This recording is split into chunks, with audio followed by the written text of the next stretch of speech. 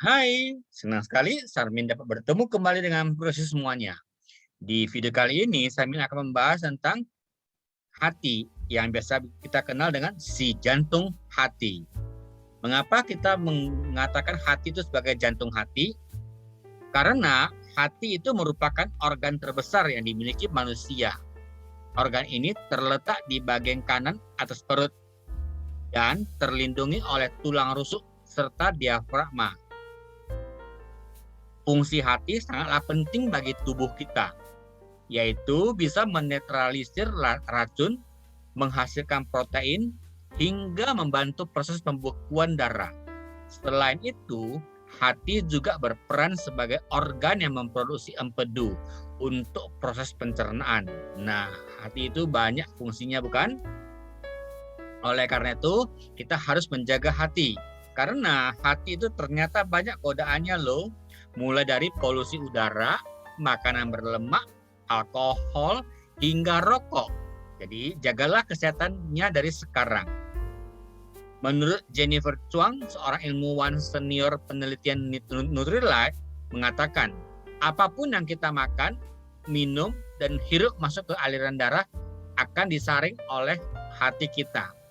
Hati juga menyaring racun yang masuk ke sistem pencernaan dan pernafasan kita, seperti logam berat dan residu pestisida. Kebanyakan orang berpikir merokok dan racun lingkungan hanya mempengaruhi paru-paru. Chuang menjelaskan, hati kita benar-benar menghilangkan racun yang kita hirup dari polusi udara dan bahkan asap dari produk pembersih yang keras. Dengan kata lain, melihat sedemikian kerja kerasnya fungsi hati, maka ia layak mendapat perhatian penuh kasih sayang.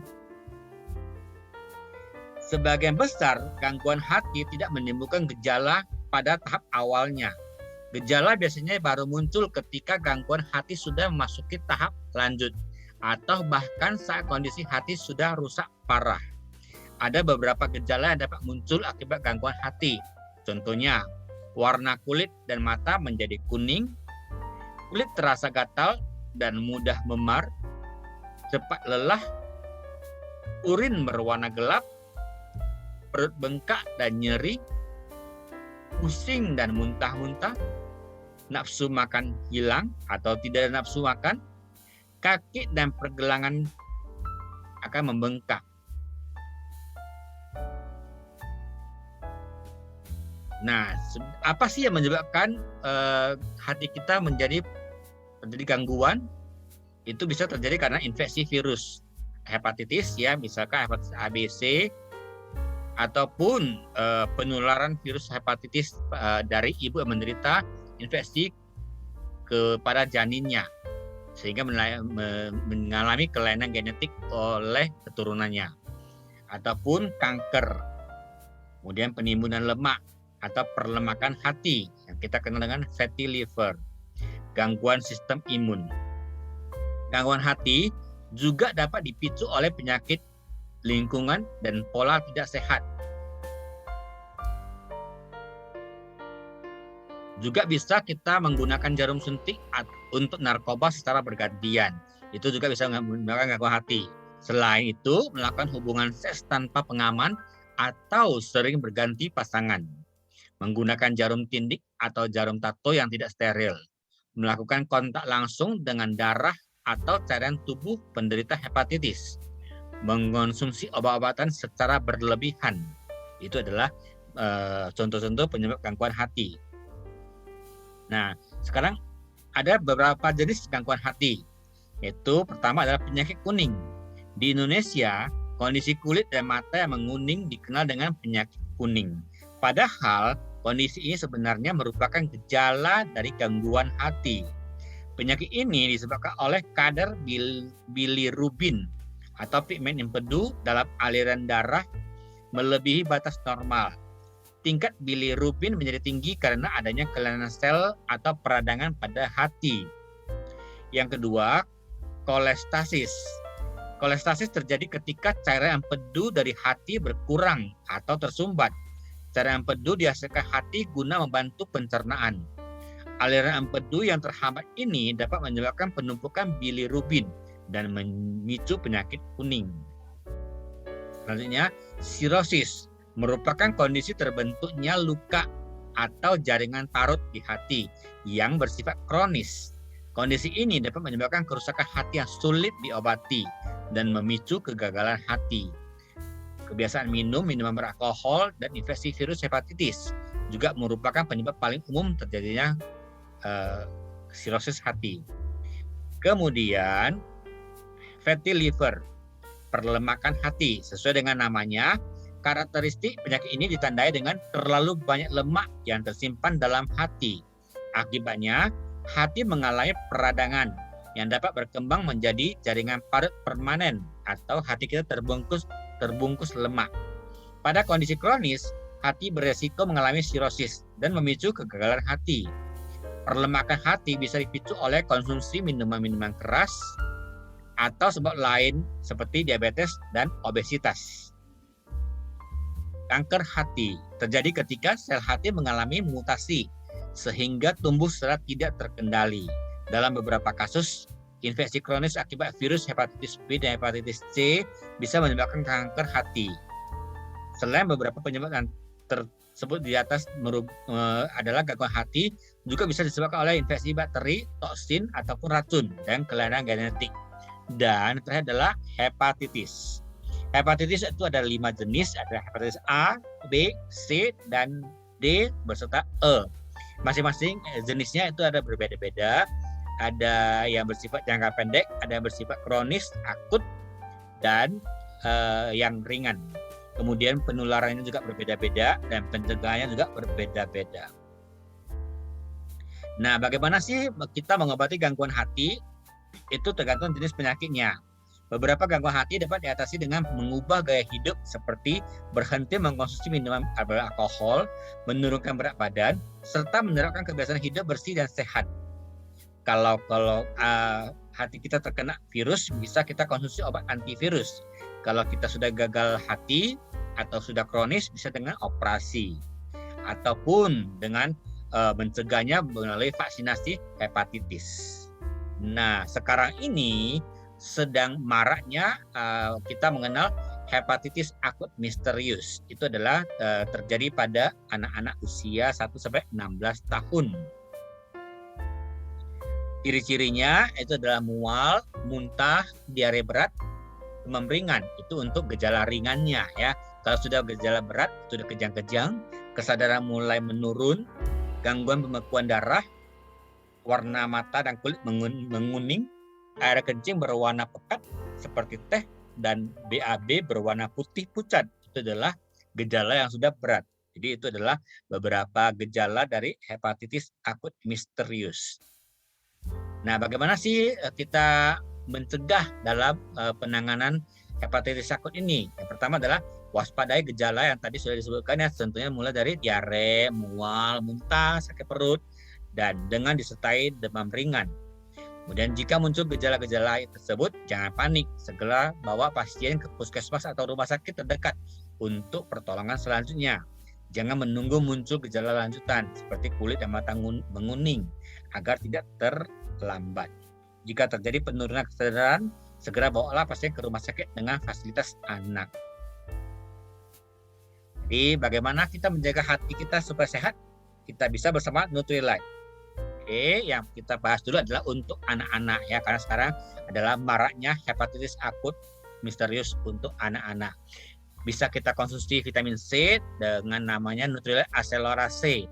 Itu vitamin C yang larut dalam air, ya, sehingga penyerapannya akan lebih baik jika disertai dengan minum lebih banyak air minum. Jadi vitamin C dapat diperoleh dari sayur-sayuran dan buah-buahan yang memiliki fungsi sebagai antioksidan alami yang berfungsi untuk meningkatkan daya tahan tubuh supaya anak kita tidak mudah terkena virus tersebut. Mengaktifasi pembentukan kolagen yang dapat dimanfaatkan tubuh untuk kekenyalan kulit, jaringan sendi, dan jaringan tulang. Mendukung penyerapan zat besi agar lebih mudah diserap oleh tubuh kita. Nutrilite Accelerase ini terbuat dari ceri accelera dan dipetik pada saat buah ceri ini berwarna hijau karena saat tersebut adalah kandungan C sangat tinggi. Kemudian bisa juga untuk mengkonsumsi Nutrilite Chewable Concentrate Fruit and Vegetables. Itu adalah gabungan dari 5 porsi buah-buah dan sayur-sayuran. Jadi dari konsentrat buah dan sayur, contohnya blueberry dan konsentrat lemon yang dapat memelihara daya tahan tubuh kita.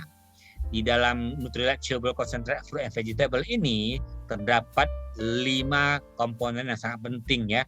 Ada lycopene untuk kesehatan paru-paru dan mencegah asma, lutein untuk mencegah kesehatan mata, quercetin untuk menjaga kesehatan tulang dan daya tahan tubuh, ellagic acid untuk kesehatan pencernaan, hesperidin untuk sistem metabolisme. Jadi kalau kita mengkonsumsi Nutrilite Chewable Concentrate Fruit and Vegetable setara dengan kita sudah mengkonsumsi 5 porsi buah dan sayur yang dianjurkan oleh WHO supaya tubuh tetap sehat dan kuat. Apakah Nutrilite Chewable Concentrate Fruit and Vegetable ini hanya untuk anak-anak? Tentu bukan. Bisa untuk orang dewasa yang tidak suka makan sayur ataupun buah. Disebut untuk anak-anak karena chewable, ya, dikunyah. Jadi anak-anak kadang susah untuk menelan, maka dibentuklah chewable untuk dikunyah-kunyah. Orang dewasa juga boleh mengkonsumsinya dengan cara mengunyah. Kemudian ada phyto powder. Itu adalah serbuk bubuk untuk mencampur ke minuman supaya mendapat vitamin C, kemudian mendapat vitamin B-nya. Ada terdiri dari 2 jenis, yaitu yang rasa ceri dan rasa lemon. Kalau untuk orang dewasa bisa mengkonsumsi Nutrilite Biosi Plus ya dengan teknologi extended release, yaitu dicerna secara perlahan dalam tubuh kita selama 8 jam. 1 tablet Nutrilite Biosi Plus itu setara dengan 7 buah jeruk. Jadi 1 tablet mengandung 500 mg vitamin C dan aselora yang mampu bertahan selama 8 jam untuk menjaga daya tahan tubuh kita. Vitamin C kita kenal dengan antioksidan yang dapat bantu melindungi tubuh dari radikal bebas. Sumbernya dari buah ceri yang dipetik atau dipanen pada berwarna hijau. Kemudian juga kita perlu untuk orang dewasa mengkonsumsi Nutrilite Liver Health with Milk Thistle and Dandelion Plus. Itu khusus untuk masalah kesehatan hati. Jadi kombinasi unik dari milk thistle atau yang mengandung silimarin, kemudian akar dandelion, turmeric yang mampu menjaga sel-sel hati agar tetap berfungsi baik sehingga dapat melakukan detoksifikasi dengan baik. Jadi manfaatnya adalah dapat mendukung proses detoksifikasi, mendukung regenerasi sel hati, menjaga dan membantu memperbaiki fungsi hati, dan antioksidan untuk hati. Nah, akar dandelionnya bisa memperbaiki kadar kolesterol menjadi normal. Selain itu, kita juga menambahkan Nutrilite Lecithin E. Jadi terbuat dari lecithin dari kacang kedelai dan ditambahkan dengan vitamin E sebagai fat emulsifier untuk membantu menjaga kadar kolesterol darah dan mendukung metabolisme lemak di hati. Lecithin yang terkandung dalam Nutrilite adalah lecithin E dengan bahan utama pembentukan membran sel dan berperan penting dalam menjaga kesehatan hati. Juga dapat mengatur kolesterol dan membantu transportasi vitamin E. Karena kita ketahui vitamin E adalah larut dalam lemak ya. Ini metabolisme makanan yang baik diperlukan untuk menjaga tubuh tetap sehat dan terhindar dari penyakit jantung dan diabetes. Kromium dan lecithin adalah nutrisi yang mendukung metabolisme karbohidrat dan lemak. Di manfaat dari lecithin E adalah kombinasi antara lecithin dan vitamin E. Kemudian lecithinnya berasal dari fosfolipid kedelai, membantu mengemulsi lemak dalam proses metabolisme ditambah dengan vitamin E sebagai antioksidan. Tabletnya membentuk kunyah, kemudian mudah dikonsumsi, mempunyai rasa madu yang enak. Tambah rasa madu ini menjadikan produk lecithin E disukai dengan rasa enak serta mudah untuk dikunyah dan ditelan. Ya, jadi saran mengkonsumsinya adalah mengunyahnya saat dikonsumsi, menunjang kerja hati, memelihara kesehatan sel hati dalam metabolisme lemak. Lecithin E itu bekerjanya di hati untuk khususnya orang yang terkena fatty liver, perlemakan hati. Jadi mengapa si Nutrilite lecithin ini ditambahkan dengan vitamin E? Karena lecithin adalah unsur dasar yang dibutuhkan dalam membantu perlindungan terhadap organ hati, di mana tambahan vitamin E akan sangat mendukung sebagai antioksidan, sehingga melindungi hati dari kerusakan. Dan ditambah dengan kombinasi ini, maka memaksimalkan penyerapan vitamin E yang bersifat larut dalam lemak. Oke, demikianlah info kesehatan hati dari saya. Semoga bisa bermanfaat bagi semuanya. Jadi sayangilah hati kita semuanya. Terima kasih. Sampai jumpa di video-video berikutnya. Semoga hati kita tetap sehat selalu. Salam sehat. Bye-bye.